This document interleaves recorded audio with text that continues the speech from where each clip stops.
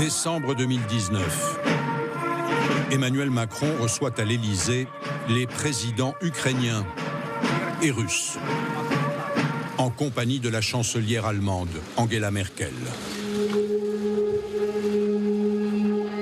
Volodymyr Zelensky, élu quelques mois plus tôt, est un novice en politique.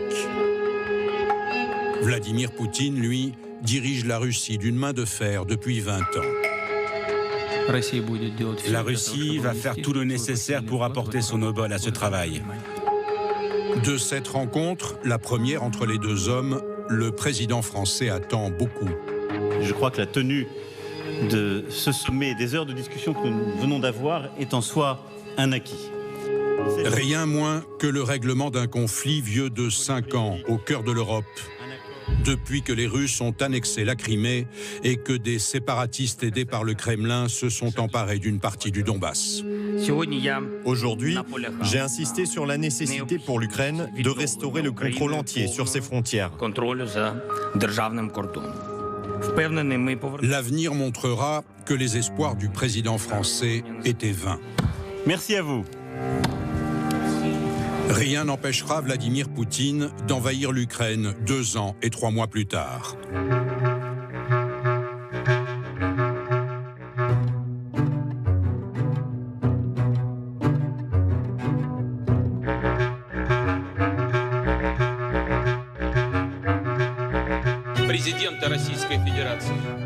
Depuis Jacques Chirac, tous les présidents français ont cherché à nouer une relation de confiance avec le maître du Kremlin. L'intérêt de Poutine pour Chirac, c'est qu'il a affaire à un vieux renard de la politique. À travers des documents d'archives assemblés pour la première fois, c'est 23 ans d'histoire récente que nous allons revisiter. Nous étions naïfs, mais on ne veut pas le reconnaître. On a parfois le sentiment qu'on a envie d'écarter la Russie. Et si toute l'histoire des relations entre Poutine et les présidents français était celle d'une illusion? Les présidents français, ils ont fait ce qu'ils ont pu. J'ai pu apprécier la fermeté de vos convictions. C'était un homme extrêmement froid. Vous ne passeriez pas vos vacances avec lui. Le mensonge pour Poutine, il doit être sidérant. La seule chose qui compte pour lui, c'est le rapport de force. Il est toujours simple de commencer un conflit, beaucoup moins de savoir le terminer et de bâtir une paix durable. Alternance, séduction, menaces et manipulation, l'ancien espion du KGB finit toujours par l'emporter.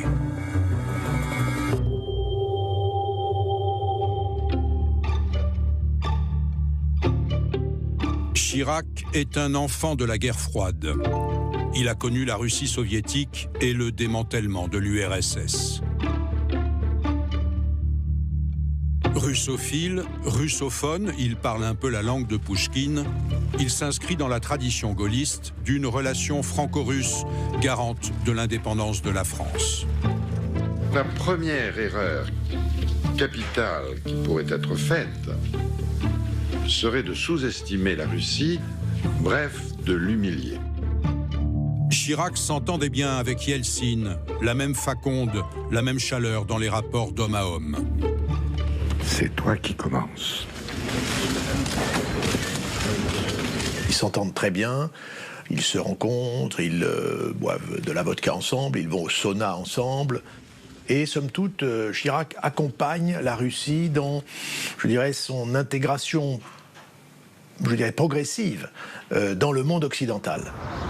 À la veille de l'an 2000, l'homme qui succède à Yeltsin est encore un inconnu, même pour les Russes.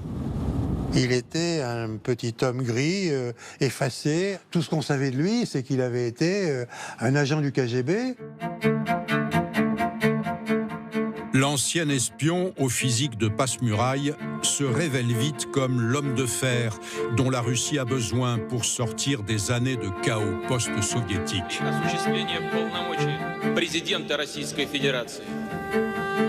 S'appuyant sur les services de sécurité dont il est issu, il réduit les oppositions au silence et met au pas les oligarques. Dans sa guerre en Tchétchénie, il ne fait pas de détails.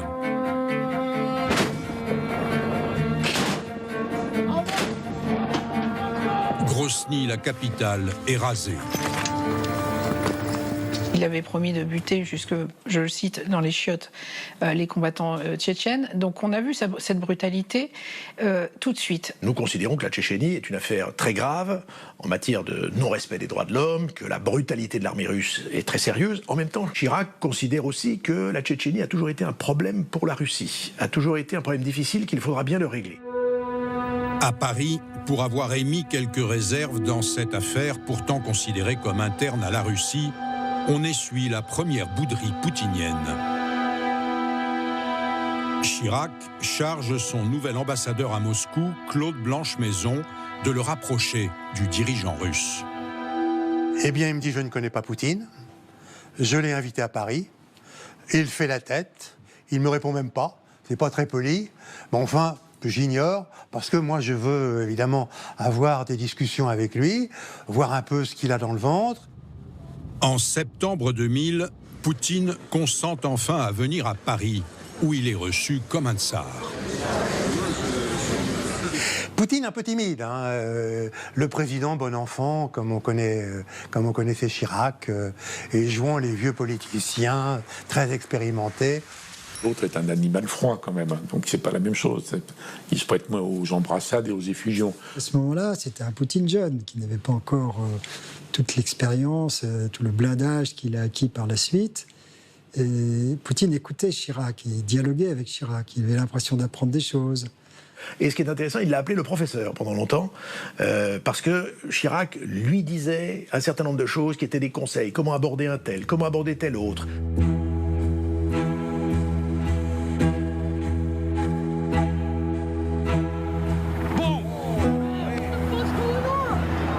Le 11 septembre 2001, Al-Qaïda change la face du monde en faisant tomber les tours jumelles à New York.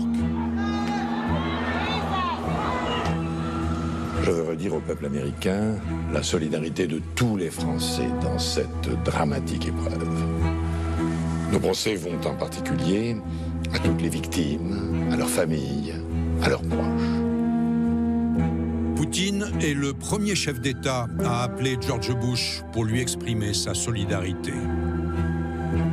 Les Russes offrent leur aide aux Américains, et c'est un moment où se crée un début de confiance russo-américaine qui n'ira pas très loin. Les Américains, aveuglés par leur désir de vengeance, ne se contentent pas d'envahir l'Afghanistan pour en chasser les talibans. En 2002, ils désignent l'Irak de Saddam Hussein comme soutien du terrorisme et détenteur d'armes de destruction massive. L'Irak doit se désarmer. Un dossier est monté, des fausses preuves présentées à l'ONU par les plus hauts responsables américains. Saddam Hussein possède déjà 2 des 3 composants clés nécessaires à la fabrication de la bombe atomique. Jusqu'au bout, la France va tenter de s'opposer à cette guerre. Il n'y a pas là de justification à une décision unilatérale de recours à la guerre. Jacques Chirac alerte George Bush sur les conséquences d'un changement de régime à Bagdad.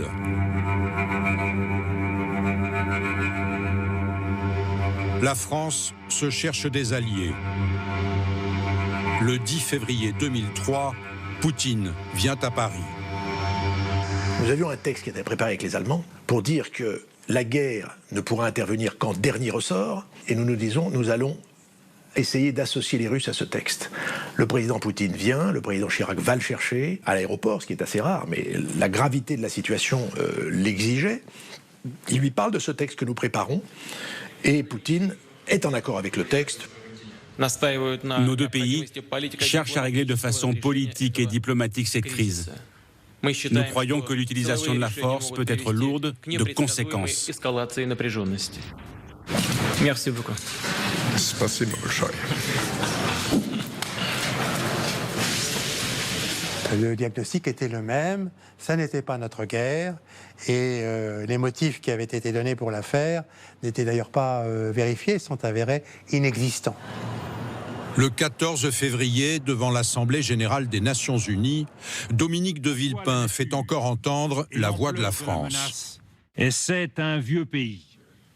La France d'un vieux continent comme le mien. L'Europe, qui vous le dit aujourd'hui, qui a connu les guerres, l'occupation, la barbarie. L'usage de la force ne se justifie pas aujourd'hui. Il y a une alternative à la guerre. En dépit des efforts de la France, les États-Unis envahissent l'Irak en mars 2003. Saddam Hussein est chassé du pouvoir. Une intervention qui provoque une déstabilisation de toute la région, dont les conséquences se font encore sentir aujourd'hui. Et je pense que de ce jour-là, le début de confiance qui aurait pu naître chez les Américains vis-à-vis de Poutine s'est effacé. Ils se sont dit Poutine n'est pas du bon côté. L'affaire de l'Irak a rapproché un peu plus Jacques Chirac et Vladimir Poutine.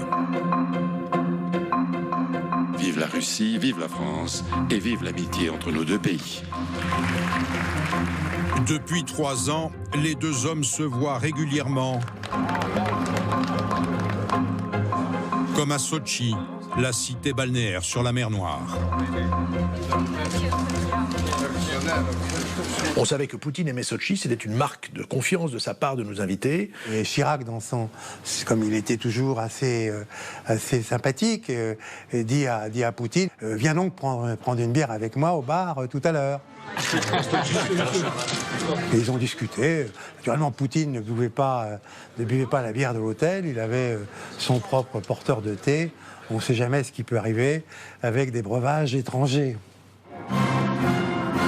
La France caresse même le projet d'un espace économique commun avec la Russie et l'Allemagne. La France est favorable à l'objectif à terme d'un continent sans ligne de partage. Toujours cette obsession française d'arrimer la Russie à l'Europe. Chirac était dans la tradition française, c'est-à-dire il y a cette espèce de romantisme, de bienveillance à l'égard de la Russie. Il faut dire qu'à l'époque, Poutine regardait encore vers l'Ouest. Poutine est très demandeur d'investissements étrangers, occidentaux, de coopération. Il a même dit dans une des réunions auxquelles j'ai participé, « J'ai besoin de la France pour m'aider à développer l'état de droit en Russie ». Ça paraît surréaliste en 2023. Les think tanks les plus en cours au Kremlin réfléchissaient à la façon pour la Russie d'avoir des liens organiques avec l'OTAN. Ça allait très loin, il y a eu des réflexions à ce sujet.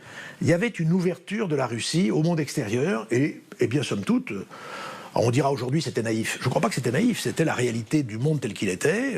La Russie jouait le jeu. En 2004, Poutine est invité aux célébrations du 60e anniversaire du débarquement. Le président russe n'a déjà plus rien du petit homme timide des débuts. 3 mois plus tôt, il a été réélu triomphalement. Il fait beau, tous les grands de ce monde sont là. En apparence, la concorde règne. Mais déjà, les nuages s'amoncellent, car 2004, c'est aussi l'année qui voit changer le visage de l'Europe. Effectivement, en 2004, l'Union européenne a un petit peu changé, avec un déplacement de son centre de gravité vers l'Est.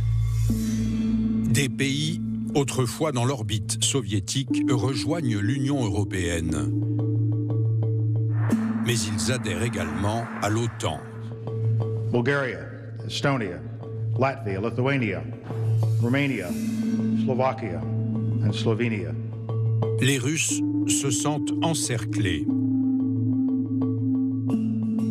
La même année, les révolutions de couleur en Ukraine et en Géorgie éloignent un peu plus Poutine du bloc occidental. Je crois que c'est une des grandes erreurs que nous avons faites, c'est d'avoir sous-estimé le poids de 70 ans de soviétisme dans la tête des dirigeants russes.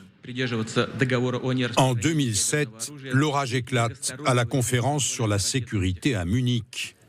Poutine provoque la stupéfaction. Le format de la conférence me permet d'éviter les excès de politesse. Au mépris de toutes les conventions diplomatiques, il s'en prend violemment aux Américains. Les États-Unis ont dépassé leurs frontières nationales et s'imposent aux autres États dans tous les domaines, économiques, politiques et humanitaires. Qui va aimer cela? Qui va aimer cela? Poutine a fait un discours en disant « Bon, j'ai été bon garçon jusqu'à présent, j'ai joué le jeu avec les Occidentaux, je n'ai pas été payé de retour, par conséquent, à partir de maintenant, je défendrai strictement les intérêts que je considère être les intérêts de la Russie. » Les Occidentaux avaient fait « Oh, il est très dur », mais c'est pas pour autant qu'ils ont réagi. Je pense qu'on a sous-estimé ce discours de Poutine qui finalement exprimait un ressentiment, une frustration de ne pas être pris au sérieux. Un discours qui porte en germe tous les événements des années à venir. Jacques Chirac, lui, s'apprête à quitter l'Élysée. Rien n'aura pu altérer son amitié pour Vladimir Poutine. L'année précédente, en 2006, il lui a remis la Légion d'honneur lors d'une discrète cérémonie en tout petit comité. Même les images ont l'air d'avoir été prises à la dérobée. Diffusées le soir même par la télévision russe, on y voit Chirac décrocher de sa veste un ruban rouge avant de l'épingler au revers de Poutine. On n'était pas naïfs, on savait très bien à qui on avait affaire. Je pense que Chirac fait partie des gens qui, de bonne foi, et malgré son expérience politique, ont cru que tendre la main aux Russes était un moyen de les attirer dans le camp de l'Occident. Après avoir quitté ses fonctions, Jacques Chirac reverra Vladimir Poutine à Paris comme en Russie.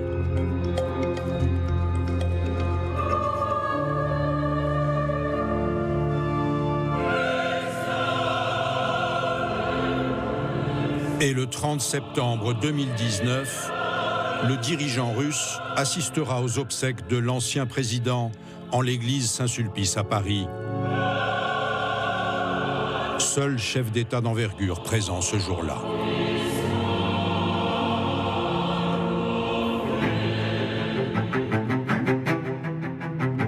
Avec Nicolas Sarkozy, l'ambiance va changer. Vous devenez ainsi le 6e président de la 5e République. Vladimir Poutine et lui sont de la même génération, mais celui qu'on surnomme parfois Sarko l'Américain entend se démarquer de son prédécesseur, accusé d'être trop complaisant avec le maître du Kremlin. Avec lui, plus question de serrer les pognes, comme il dit. Il fallait vraiment être ferme vis-à-vis de Vladimir Poutine. Poutine, lui, a redressé l'économie, concentré les pouvoirs entre ses mains et verrouillé les oppositions. C'est donc un homme sûr de sa force que Nicolas Sarkozy affronte peu de temps après son élection. Le conseil diplomatique russe était venu me voir en me disant il y a des grandes chances que M. Sarkozy soit élu, mais s'il continue à adopter ce ton avec nous, les choses ne pourront pas bien se passer. Donc nous avions quelques avertissements. La rencontre a lieu au G8, en Allemagne, sur la mer Baltique. Face à Poutine, Nicolas Sarkozy parle droits de l'homme, journalistes assassinés, homosexuels persécutés, répression en Tchétchénie. Le Russe l'écoute, puis... Poutine le coupe tout de suite et lui dit attends, tu vois, mon pays, il est comme ça, et ton pays, il est comme ça. Donc tu t'écrases. Poutine a cassé Sarkozy. Parce que Poutine, c'est non seulement un homme du KGB, mais au sein du KGB, c'était un recruteur. Et donc, il sait parfaitement manier les hommes. Poutine s'est-il vraiment permis d'humilier à ce point le président français ? Moi, j'ai posé directement la question à Nicolas Sarkozy, qui m'a assuré que jamais Poutine ne lui avait parlé de façon aussi grossière que ce qui a été dit. Je lui fais crédit, mais il s'est passé quand même quelque chose. Lors de la conférence de presse qui suit, Nicolas Sarkozy apparaît groggy. Mesdames et messieurs, KO debout. Je vous demande de bien vouloir excuser mon retard, qui est dû à la longueur du dialogue que je viens d'avoir avec M. Poutine. Qu'est-ce que vous préférez, que je réponde aux questions? Alors, y a-t-il des questions? Allez-y. Plusieurs personnes ont cru, quand il est ressorti, qu'il titubait, il était tout pâle, et ils se sont dit il a bu alors qu'il ne buvait jamais. D'ailleurs, Poutine non plus. Je crois que c'est à partir de cette première rencontre que Sarkozy a complètement changé d'attitude. 4 mois plus tard, Nicolas Sarkozy est à Moscou en visite officielle. Avec Vladimir Poutine, l'heure est à la détente. Sourire, poignée de main. Je comprends bien que ces 15 dernières années pour la Russie ont représenté beaucoup d'épreuves. Et croyez bien que la France comprend la volonté de la Russie de revenir sur le plan international à la place qui est celle de la Russie. Le maître du Kremlin est aux petits soins pour le président français, qui l'embarque dans son 4x4 pour une virée entre copains. Lors de la conférence de presse commune, le ton est conciliant. Les sujets qui fâchent, on en parle, mais on n'est pas obligé d'être d'accord sur tout. Des investisseurs. Je voudrais préciser que la France ne souhaite donner de leçons à personne, que je reconnais et que je comprends la spécificité russe et que j'ai fait valoir sur un certain nombre de questions mes convictions avec franchise. Monsieur Poutine m'a répondu avec la même franchise parce que nous considérons tous les deux que l'amitié, ça consiste à se dire les choses. À croire que Nicolas Sarkozy a trouvé son mâle alpha. Il n'est pas poutinolate, ce serait exagéré, mais il a reconnu en Poutine mieux qu'un ancien policier quand même. Donc un dirigeant dur, avec beaucoup de trempes. Il doit se dire que pour diriger la Russie, de toute façon, on ne peut pas être un gentil chrétien démocrate européen de l'Ouest. Entre-temps, le président russe a terminé son second mandat. Interdit de se représenter par la Constitution, il a troqué son fauteuil avec celui de son Premier ministre Medvedev, un tour de passe-passe qui lui permet de conserver le pouvoir. Bientôt, un petit pays lui fournit le prétexte à montrer ses muscles.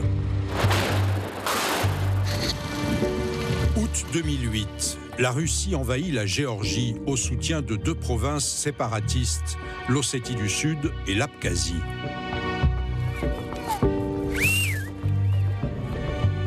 La France assure alors la présidence de l'Union européenne.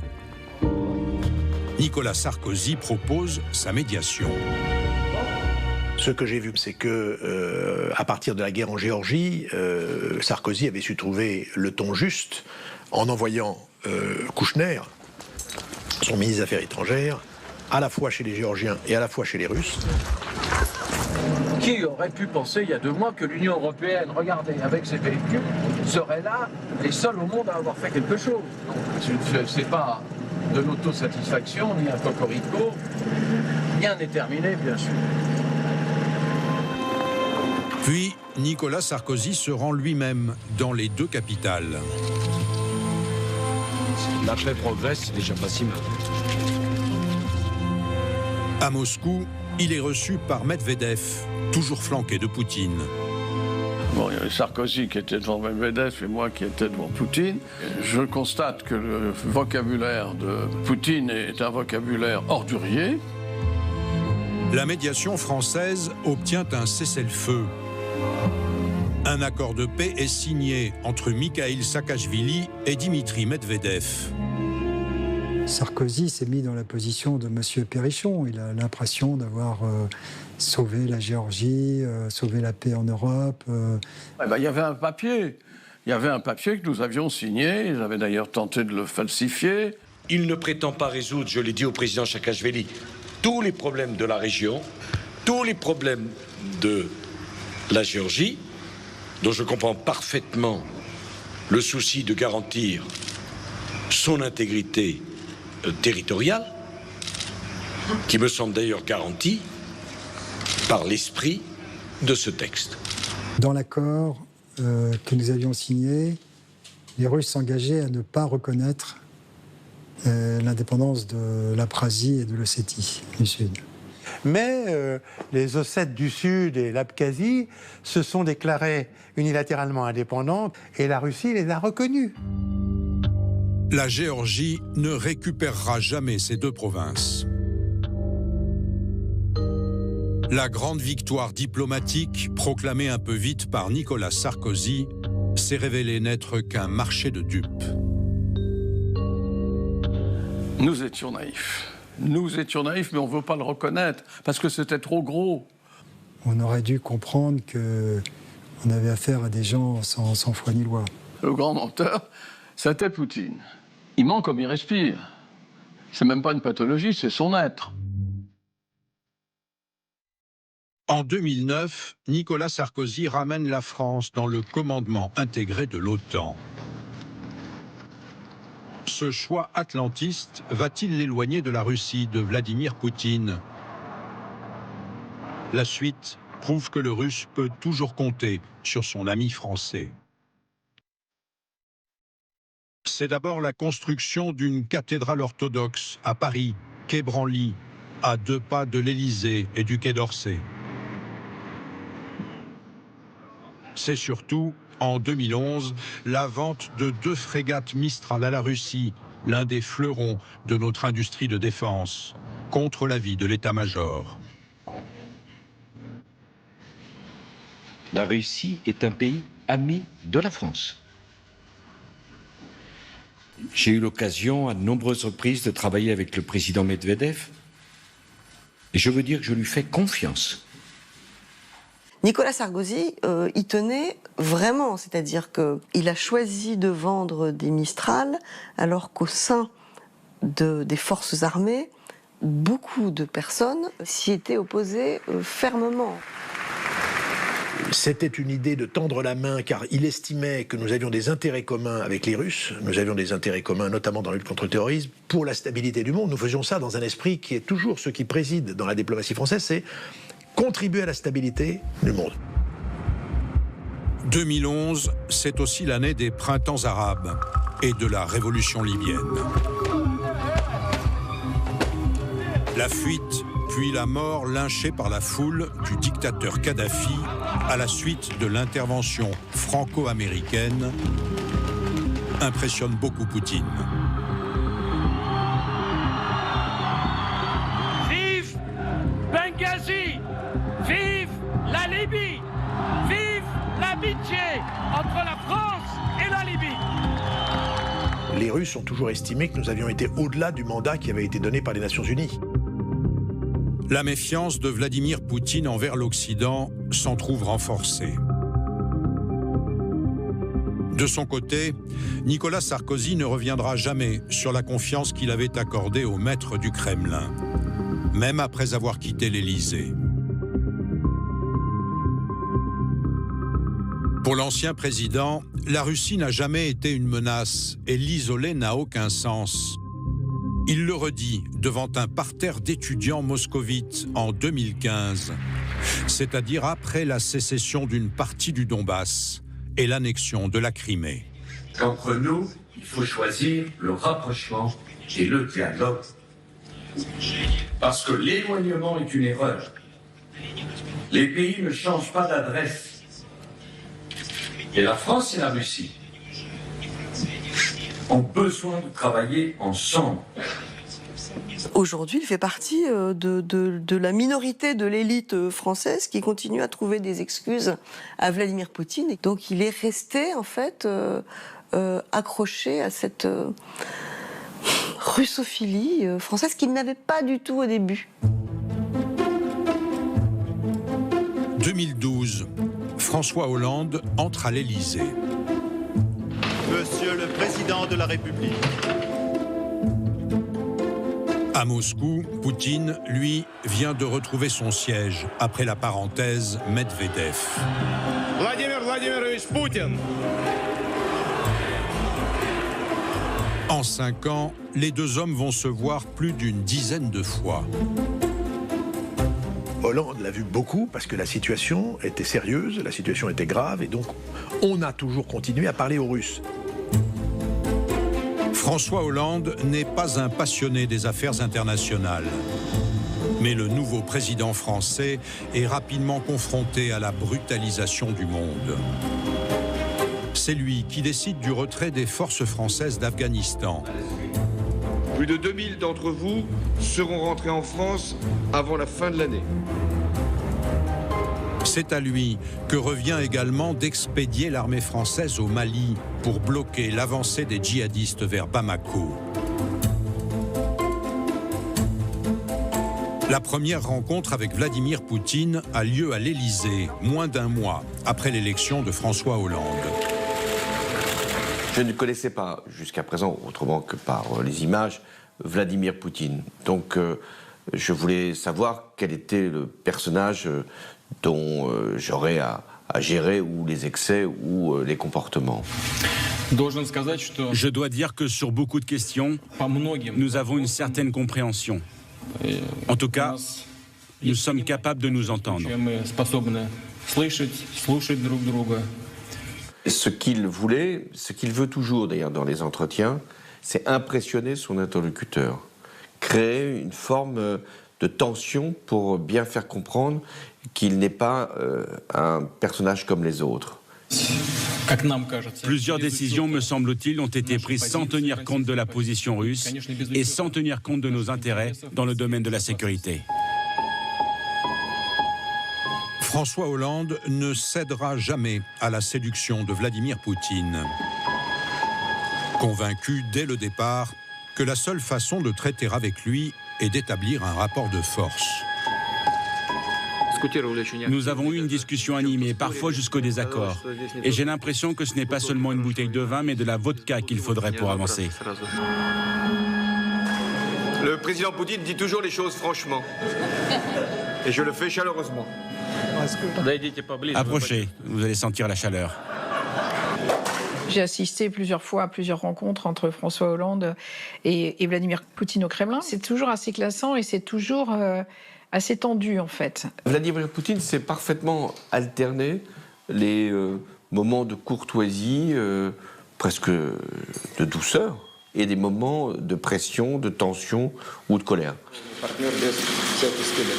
Et la première impression étant toujours la bonne, selon l'expression même de François Hollande, le Français se gardera toujours de faire confiance aux Russes. Il a sans doute eu moins d'attentes vis-à-vis de Vladimir Poutine. Sarkozy a gonflé les muscles. François Hollande, je pense qu'il s'est moins fait avoir, en fait. Je confirme qu'il ne s'est jamais fait d'illusions sur la nature du personnage. Mais ça ne veut pas dire pour autant qu'on ne peut pas avoir de relations d'État à État et de chef d'État à chef d'État. En cette année 2013, la guerre fait rage en Syrie. Avec l'appui des Russes, Bachar al-Assad fait la chasse aux djihadistes, n'hésitant pas à bombarder les populations civiles. Les Occidentaux soupçonnent le régime d'utiliser des armes chimiques. Un an plus tôt, Barack Obama avait prévenu. La ligne rouge pour nous serait de voir des armes chimiques être déplacées ou utilisées. En fait, dès 2012, les premières alertes arrivent en Syrie sur l'utilisation de chlore notamment. Poutine, de son côté, nie ou minimise. Août 2013. Les États-Unis, la France et l'Angleterre décident de frapper ensemble. Mais au dernier moment, les Anglais et les Américains se dégonflent. La France se retrouve seule. Barack Obama m'appelle au dernier moment, au lieu de convenir de lancement de l'opération, me demande un délai pour avoir un temps de discussion avec la Russie et surtout avec son Congrès. Les avions français avaient les moteurs allumés et d'un seul coup, on est trahi par notre allié. François Hollande et Furax. Oui, je le suis. Parce que je comprends que c'est pas simplement un sujet syrien. Cette reculade achève de convaincre Vladimir Poutine de la faiblesse des Occidentaux. C'est un tournant absolument central, pas seulement dans l'affaire syrienne et du Proche et du Moyen-Orient, mais mondial. Et c'est à ce moment-là que Vladimir Poutine a pensé que le déclin de l'Occident, que la faiblesse des démocraties lui permettait d'avancer beaucoup plus loin. 3 mois plus tard, une crise au cœur de l'Europe va accentuer cet antagonisme. Les Ukrainiens se soulèvent contre le refus de leur président de signer un accord d'association avec l'Union européenne. Moscou y voit la main de l'Occident.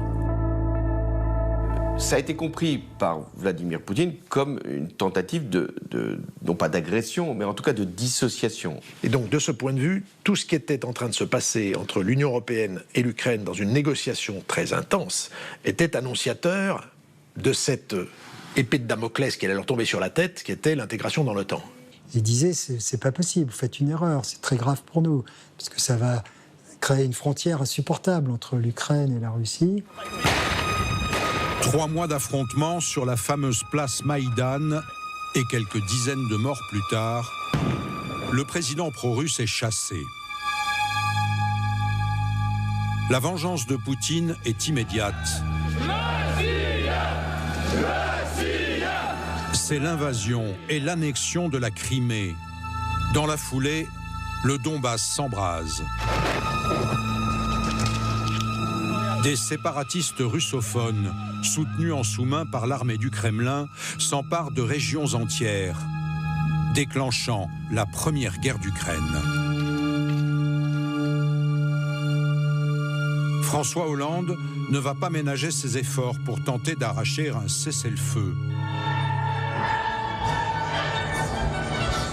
Les 5 et 6 juin, il invite à participer aux cérémonies de commémoration du débarquement Vladimir Poutine et Petro Poroshenko, le nouveau président ukrainien. Quelques jours plus tôt, Poutine avait accordé une interview à TF1 et Europe 1. Bonsoir, Monsieur le Président. Les États-Unis affirment détenir la preuve que vous, la Russie, intervenez en Ukraine en laissant des combattants franchir la frontière et même en fournissant des armes à ce que les États-Unis appellent les sécessionnistes. Ils disent avoir des preuves. Ils mentent. Il n'y a pas de personnel militaire, même pas de formateurs de l'armée russe dans les régions de l'Est et du Sud de l'Ukraine. Il n'y en a jamais eu. Persuadés du contraire, François Hollande et Angela Merkel réussissent à convaincre Poutine de rencontrer Poroshenko. Donc nous convenons avec Mme Merkel de nous retrouver dans un salon en Normandie et de ne pas accepter de photographe. Sauf qu'il y a eu une photographie quand même. J'avais veillé à ce qu'il y ait quand même une photographie. Pour qu'on puisse précisément, pour l'ensemble de l'opinion internationale, immortaliser ce moment. Ça a duré peu de temps, mais suffisamment pour que les messages soient passés. De cette initiative naît le format Normandie, une tentative de négocier la paix entre les deux ennemis à laquelle se joint l'Allemagne d'Angela Merkel. Dans les mois qui suivent, les 4 chefs d'État vont se revoir et se parler souvent, comme lors du sommet de Minsk en Biélorussie en février 2015. Des discussions interminables, durant lesquelles les deux médiateurs se heurtent souvent à la mauvaise foi du dirigeant russe. Bon, nous discutons, c'est la nuit, c'est très pénible, la discussion n'avance pas. Tout d'un coup, dans mon souvenir, Angela Merkel, qui en a assez, c'est 2h du matin, 3h du matin, sort une photo où on voyait un colonel russe dans une des zones d'Ukraine, mais occupée par les Russes.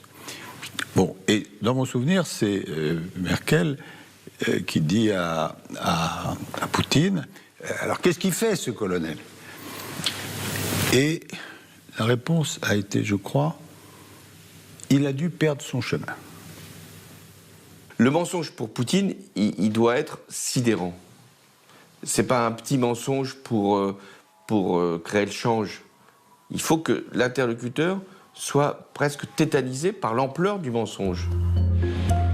Les accords de Minsk permettent de geler le conflit en Ukraine. Ça permet de faire taire les armes, donc ça économise des vies et ça permet d'avoir l'illusion, c'est bien l'illusion, que la guerre est terminée. Et pendant ce temps-là, Poutine, lui, il a continué d'avancer. Mais François Hollande n'oublie pas l'annexion de la Crimée. Il prend alors une décision difficile, celle d'annuler la vente des 2 frégates Mistral à la Russie. Chacun devant comprendre qu'un certain contexte empêchait la livraison de ces bateaux.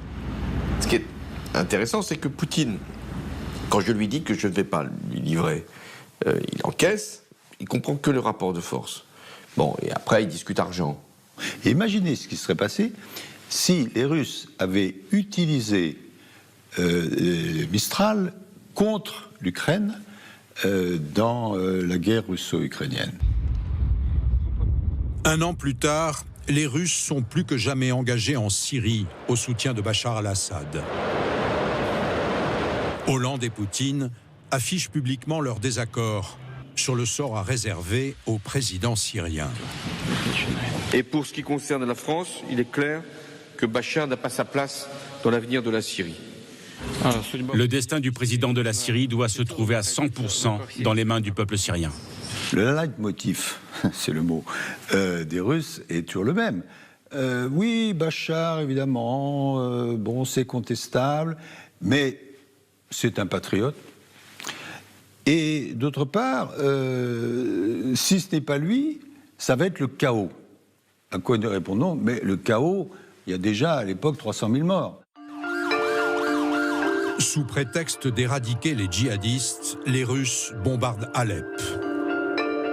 La cité est en grande partie détruite, façon Grozny en Tchétchénie. Alors, quand Poutine manifeste le désir de venir inaugurer sa cathédrale du Quai Branly, Hollande refuse de l'accompagner. Poutine annule son voyage. De toutes ces années et de ses rencontres avec Poutine, Hollande retient l'image d'un homme à la fois habile et brutal, obsédé par sa volonté de revanche et de restauration de l'Empire russe. C'est toujours une tentation, l'illusion, de se dire « je vais convaincre Poutine, je vais séduire Poutine ». Poutine ne pouvait pas être séduit, en tout cas pas par moi. C'est pourtant cet homme qu'Emmanuel Macron va s'efforcer de séduire en lui déroulant le tapis rouge. C'est même le premier chef d'État qu'il reçoit peu après son élection. Le président Macron a eu, comme ses prédécesseurs, le sens de l'intérêt d'une relation avec le grand voisin russe.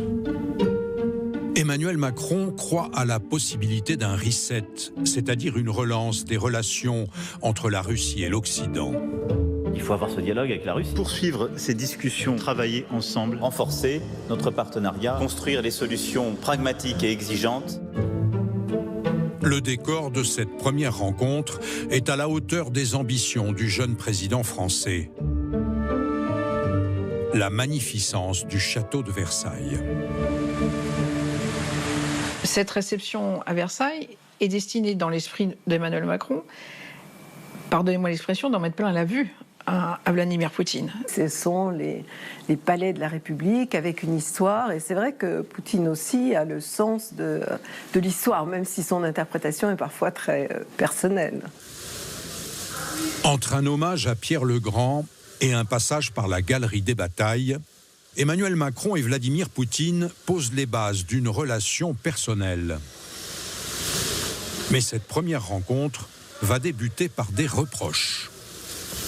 Alors le Poutine qu'il reçoit à ce moment-là est quand même celui qui est responsable d'ingérence dans sa campagne, par le biais des trolls russes. Dans la conférence de presse commune, Emmanuel Macron va dire des choses très dures en face, à côté de Vladimir Poutine, et va lui dire que ces agences RT et Sputnik sont des agences de propagande, que ce ne sont pas des médias.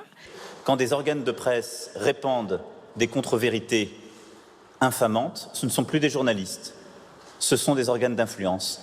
Russia Today et Sputnik ont été des organes d'influence durant cette campagne qui ont, à plusieurs reprises, produit des contre-vérités sur ma personne et ma campagne. Et là, on voit Poutine courber les chines, se laisser faire la leçon.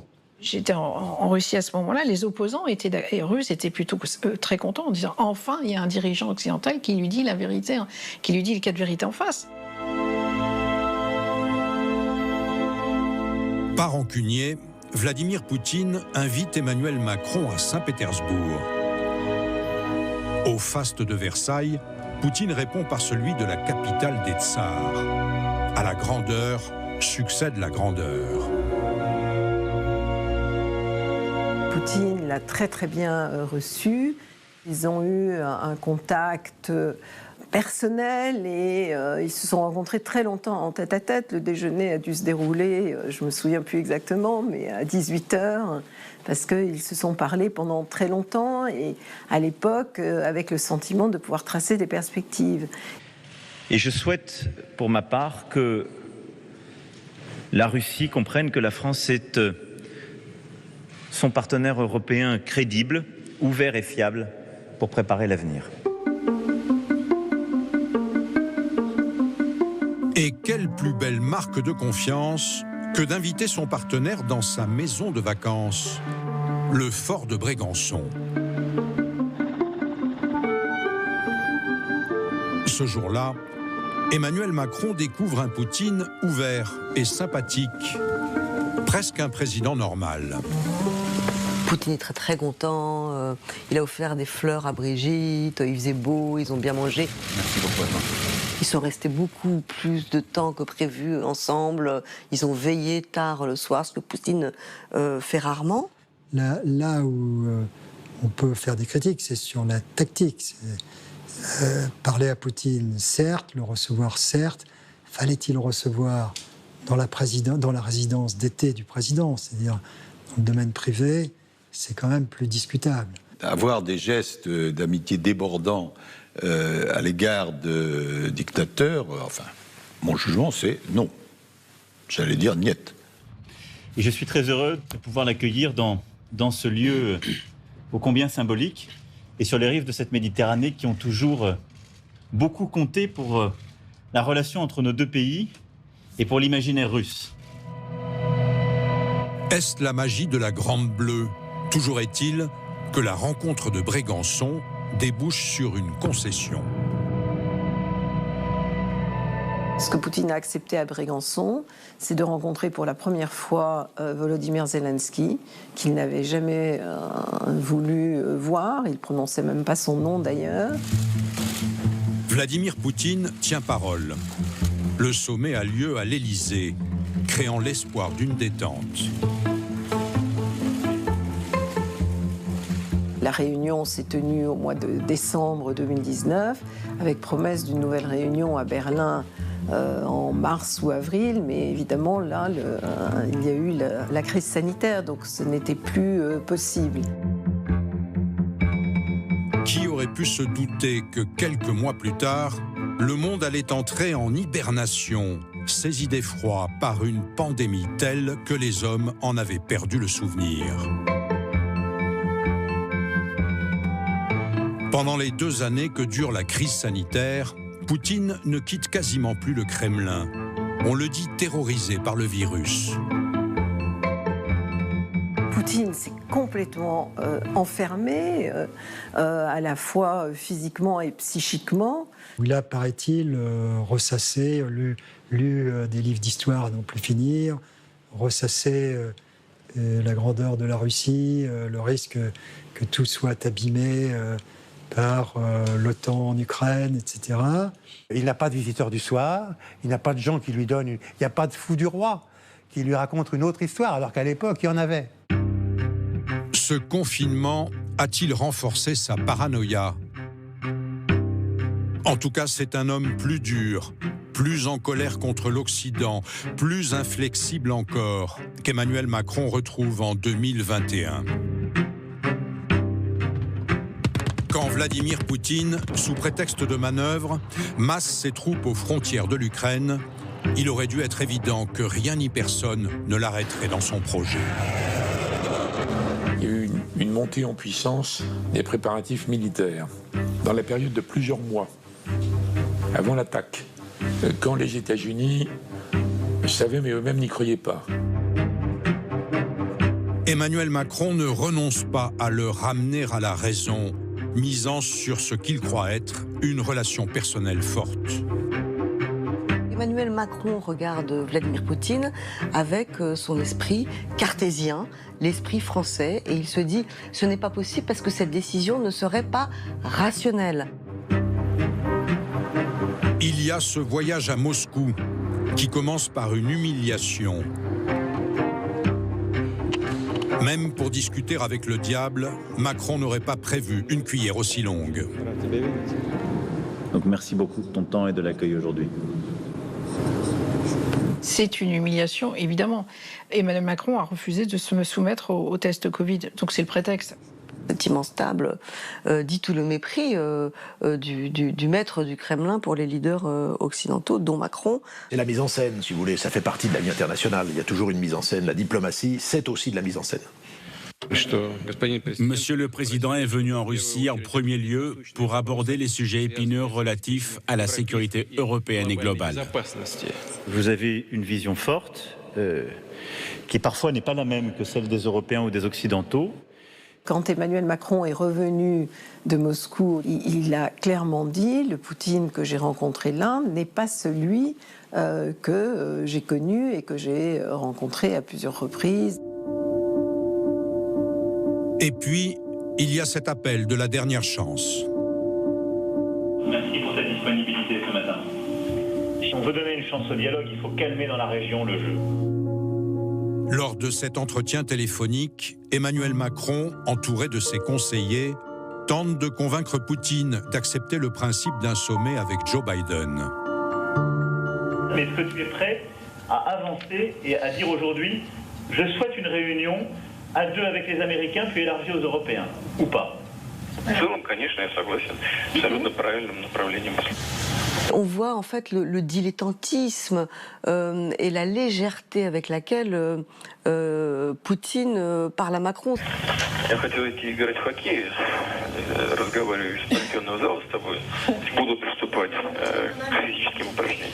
Merci en tout cas Vladimir. Merci monsieur le président. En raccrochant, il est persuadé qu'il a convaincu Vladimir Poutine. Le lendemain, il s'est aperçu qu'en fait, Vladimir Poutine n'avait absolument aucune intention de donner suite à cette proposition. C'est légitime d'avoir tenté quelque chose, même si c'était destiné à échouer. À ce moment-là, Poutine avait déjà décidé d'envahir l'Ukraine. 4 jours après ce coup de téléphone, c'est la sidération. J'ai décidé de mener une opération militaire spéciale.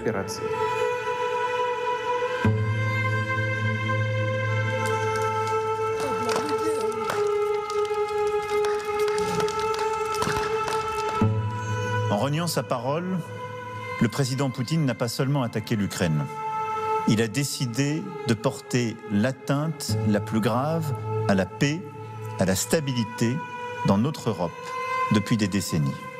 Quand l'invasion d'Ukraine commence, il est extrêmement choqué et il a un coup de téléphone avec Vladimir Poutine qui est assez vif. Il dit à Vladimir Poutine tu as fait une connerie, je sais pas quand est-ce qu'on pourra se reparler, et il lui dit aussi mais je serai ferme, je ferai ce que j'ai à faire. Passé le choc et la déception, Emmanuel Macron tentera encore de reparler à Vladimir Poutine. Mais le président français affichera tout de suite un soutien sans faille à l'Ukraine. Il faut que l'Ukraine puisse résister, défendre son territoire, retrouver la liberté. C'est une agression d'impérialistes. L'Ukraine ne sera pas conquise. Fin 2022, Emmanuel Macron revient sur sa relation avec Poutine dans une émission réalisée par des journalistes autistes. Je dois vous avouer, j'aimerais pas le rencontrer, il me fait assez peur. D'abord, quand on le rencontre comme ça, il n'est pas désagréable. C'est le paradoxe, tu vois. Ensuite, je pense qu'il n'y a rien qui justifie de déclencher la guerre. Il a essayé d'expliquer que c'était l'Ukraine qui le menaçait, parce qu'à travers l'Ukraine, c'était les Européens et les Américains qui voulaient menacer la sécurité de la Russie. Je crois que c'est faux. Et au fond, il a décidé de lancer cette guerre pour récupérer des territoires et pour réétendre la Russie et retrouver en quelque sorte le périmètre de l'Empire qui avait pu exister.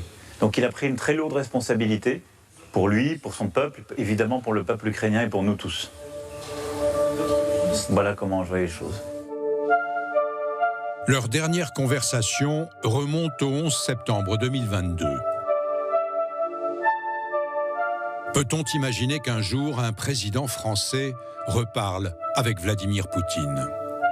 On ne peut pas savoir quand et comment cette guerre se terminera, mais très probablement quand même autour d'une table de négociation. Et il faudra bien, à un moment donné, parler avec celui qui est à la tête de la Russie.